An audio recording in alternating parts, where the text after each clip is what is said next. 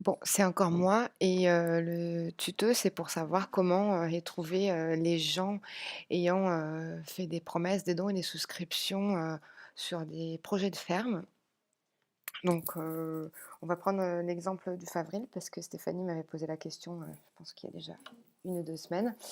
Elle voudrait bien, retrouver, les contacts, des donateurs et des actionnaires du Favril.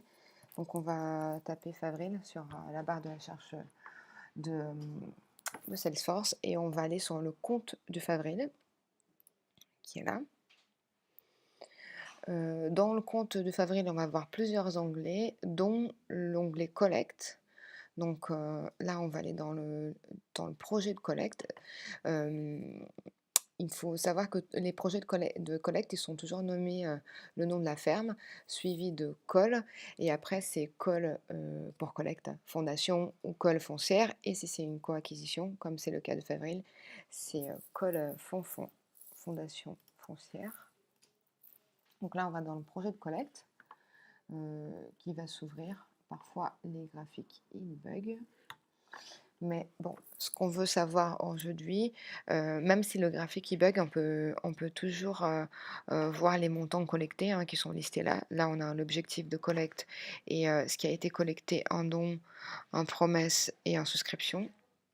Mais ce qu'elle veut savoir, Stéphanie, c'est, donc les personnes ayant dédié à cette ferme. Du coup, c'est tout simple, il faut juste cliquer sur le bouton «Contact dédié». Là, on va avoir la liste des personnes ayant dédié.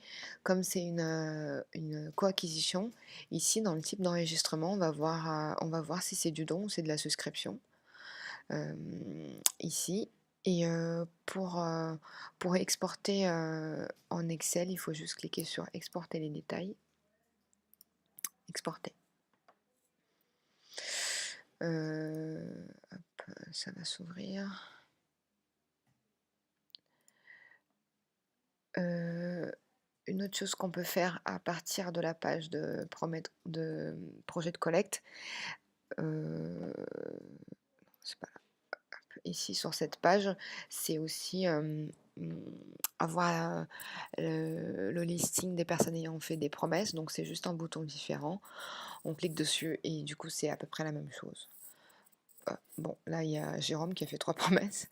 Mais voilà, on fait la même procédure, on fait exporter les détails et on peut voir le listing des personnes ayant fait des promesses.